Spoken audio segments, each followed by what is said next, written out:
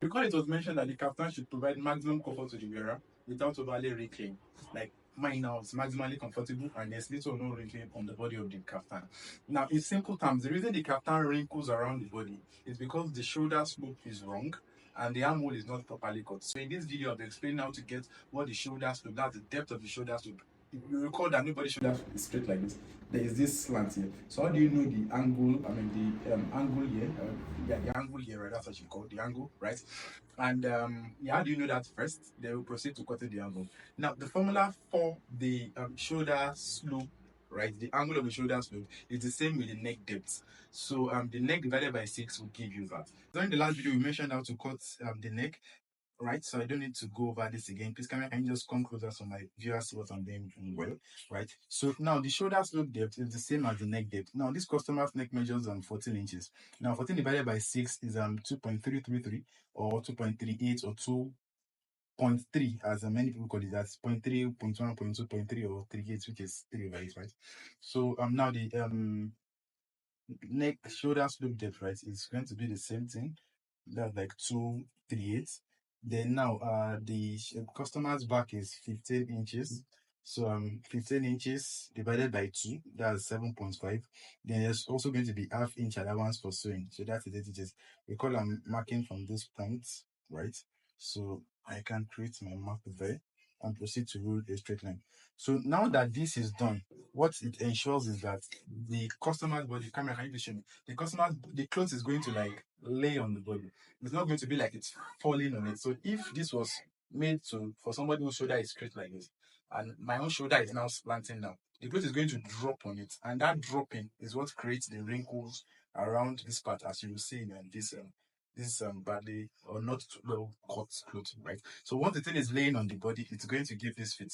But once it's falling on it, literally falling, then it's going to wrinkle. There's no magic about it. So now we proceed to cutting the armhole. Now the formula for the armhole is the client's chest divided by 4, right? So now this person's chest measured 38 inches. So 38 inches divided by 4, that gives us 9.5, right? So we begin measuring the 9.5 from the highest point on the shoulder. That is, camera, can this come to that is this point, not here, but here. So we start measuring from here. That gives us 9.5. We mark out 9.5 here, right? And then we come down. So that's giving us around 6 inches. Sorry, thank you. 9.5, right? That's I was measuring 8.5. So 9.5. So taking it down, that gives us around 6.7 inches. So using this French curve, I can proceed to create the armhole. And now when you're using French curve, be careful you don't overly bend the French curve inside this way. So when it is at this angle, it's going to give you the accurate armhole that you need. Now, if you want to bend your French curve over this way, it just means the pattern you use in cutting your sleeve has to be different. But this is fine enough. Yeah, this is not meaningful. Right. So if you cut once this cloth is sewn, it's going to have a nice fit around the chest region. It's going to have a minimal wrinkle. Now let's go to the midsection. The midsection is the slimmest part on the body. So it's not the waist. There's this slimmer part here. So how do you even know what the midsection is, right? So you can decide to measure it. That's starting from the highest point on the shoulder to the slimmest part on the person's body, right? And I actually don't measure myself. So I get it from the customer's shoulder length. So the client's whose shoulder length is around 38 inches, right? 37, 38 to 39 inches. And his midsection would likely be around 15 to 15 and a half inches. Now this guy's shoulder length is 38 inches, so I know his midsection is on 15 inches. Now, right, so this is the midsection. They also go down to the waistline, right? That's this part of the body. Now it's good to measure the waist for guys because some people like this guy now his hip and his chest is almost the same thing, which is weird, right? Our chest for guys are the biggest part of the body. For ladies, is usually the hip. So if you are making a kaftan for a lady, of course, you have to measure the hip and take it into consideration when cutting. So now let's proceed. Now is the kaftan length for him is 34 inches, right? Please, camera, can you come closer to my viewers here again? So that's 4 inches, right? Then give 2 inches allowance for that's the M of the kaftan. Now if your client is not overly pot-bellied, there is no way his midsection would not be smaller than his chest. So what I do to accentuate the masculine figure, so the person looks a bit more muscular. It doesn't appear to look straight. I take out half inch for the midsection. That's so now this is 10 inches by, so I'm going to reduce it to 9.5. So I mark out this point. Now, for customers who build, who are obviously muscular, you might want to reduce as much as even 1 inch, because obviously their chests are way well pronounced than the midsection. So if you reduce as much as 1 inch, it makes the figure of the person well accentuated and your clothes fits better. Right, this person doesn't have so much chest, so we can leave it this way. So this customer's chest measures 38 inches, and we are leaving half-inch allowance for sewing. So I'm marking on 10 inch. So that's 10 times 440 minus 2 inches allowance for sewing leaves us with 38 inches. On the midsection, we should have it at 9.5. So after sewing, we end up with 36. Right now, for this part, this is the hip. There are two ways to. Okay, let me pause now. So some people might be saying, when I look at the clothes I'm wearing, I wonder, but this clothes is big now, it's not accentuating any masculine figure. So what I'm wearing is not a kaftan, as you can see obviously. It doesn't have a slit by the side. It's round as though a danjiki, but it also has sleeves. So it's neither a danjiki nor an agbada, so it doesn't fit into the description of the kaftan. So just follow me through, and you're going to get it right. So this is how an ideal way to cut a kaftan. So usually for kaftans, these parts are usually 2 inches longer. Let me show you what I mean by that. So this is what you would have on the cut of the kaftan. So it extends a bit more, but as you can see, this is just a demo for managing the fabric. So I want to manage the fabric as much as possible, right? So we will be cutting this without that excess. But if you like the excess, right? So it's just when cutting this, ensure the fabric extends beyond, so that instead of you starting from the edge of the cloth, this chest will be probably somewhere, something like this, midsection will be here, then the hip goes all the way. So by the time you are connecting the lines, right, we are going to have it look this way, then something like this to the hip, then you can extend all the way out. But in this case, we are going to change your color so that it's better understood, right? So you get it like this and like this. So the next thing to do now is to proceed to cut, which I'll be doing right away. It's also good for me to mention that sometimes the formula for the armhole doesn't work. For example, the customer's chest measures 60 inches. 60 divided by 4 is 15.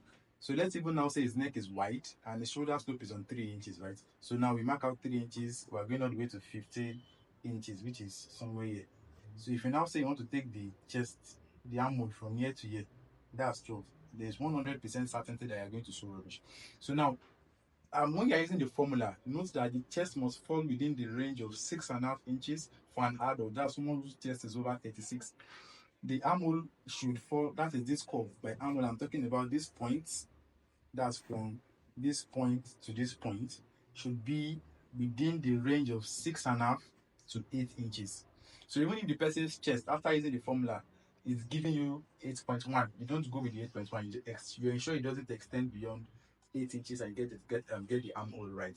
But for children, by children I mean chest of 20, 22, thereabouts, you might even get as low as 4.5, 5, and all of that. That would still work. But if you go beyond 8 inches, there's the likelihood that the armhole is going to be too low. Now, imagine my armhole is this low, so the cloth is going to be this way.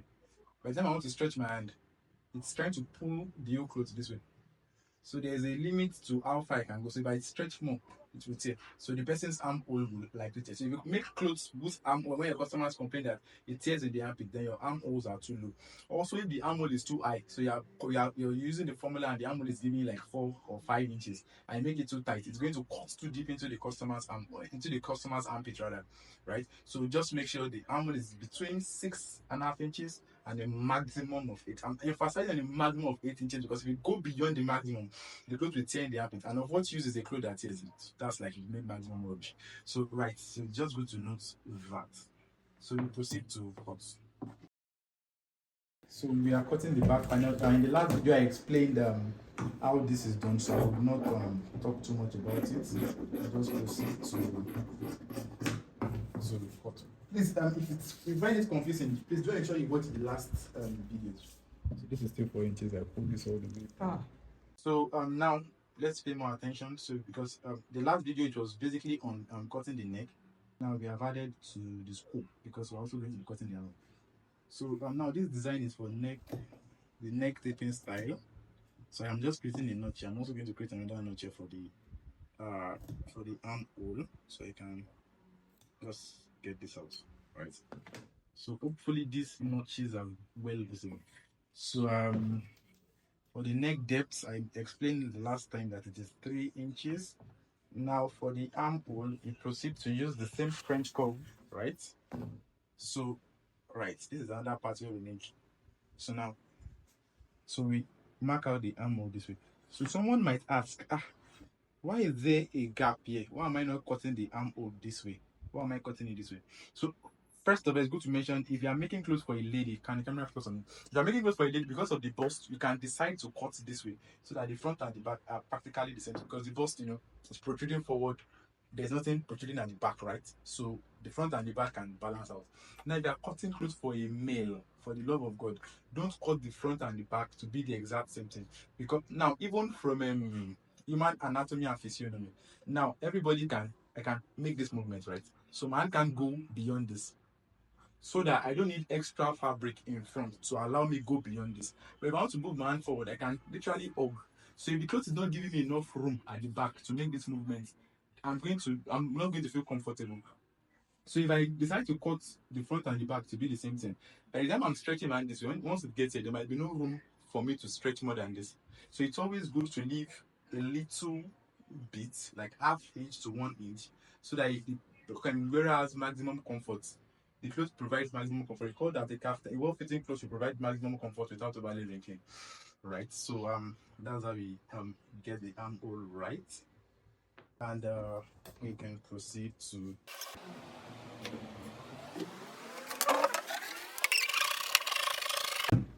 All right, so this is the back panel, and this is the front panel. The back panel obviously longer than the front and also wider than the front to accommodate for. Please can the camera focus on me? So the back panel is obviously, you can see it's longer than the front and also wider than the front, because the way the male figure is, the back protrudes. It's kind of bigger. The back part of the body is bigger than the front part, even in most especially muscular people, right?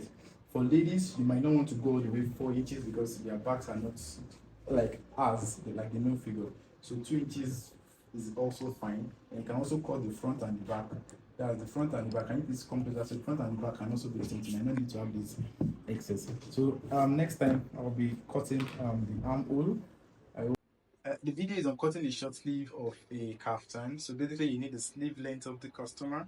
All right. So now this person's sleeve length measures 8.5 inches. So I'm going to add 2.5 inch to that.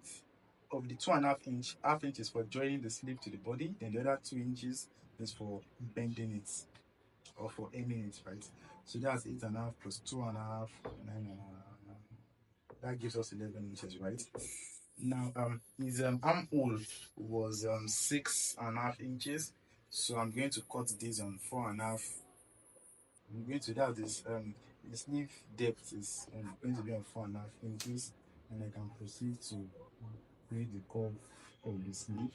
Now, the round sleeve is 12 inches, and then I cut this way. Now, you notice I'm not rolling a straight line like this. The reason I'm not doing this is because this part is also is going to bend it's going to bend over. So if I cut a straight line this way, now notice this chalk mark here. You see, as I'm bending it like this way it's meeting. But if I had cut it like this, now you see that there's going to be an issue here, right? So the sleeve should be cut this way and not like a straight line.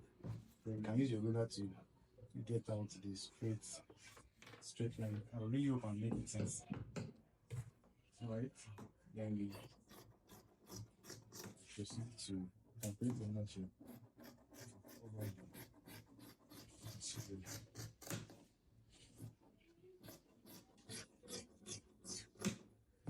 all right, so now Recall that I mentioned that the kaftan should provide maximum comfort without overly wrinkling. So you notice some people's sleeve wrinkles too much in front. Now the reason is because there's an excess chunk of fabric on the front of the sleeve. So when cutting the front, it's also a nice idea to just slightly shape through the front.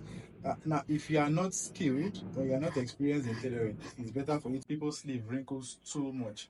The reason first is that when they are cutting the sleeve, they likely made it they the sleeve didn't the shape didn't slope all the way downwards. So instead of the 4.5 inch they probably use 2 inches or 3 inches. Now this method does not only save fabric, it also gives a better fit and a better appearance of the clothes after sewing. So if you make this 2 inches and your sleeve shape is looking something like this is almost being a straight line. There is no way the sleeve is not going to wrinkle. It's absolutely impossible. But when you make it slope down a little more now, so one might wonder, how do I know what this depth is supposed to be? Like, how do I know what I'm putting? So one formula you can use is to get the front sleeve depth, that's from this point to this point, right? Then subtract 2 to 3 inches from it. So if you're having 8 inches for bigger bodies, you can subtract three, so you have 5 inches for that's this depth, right?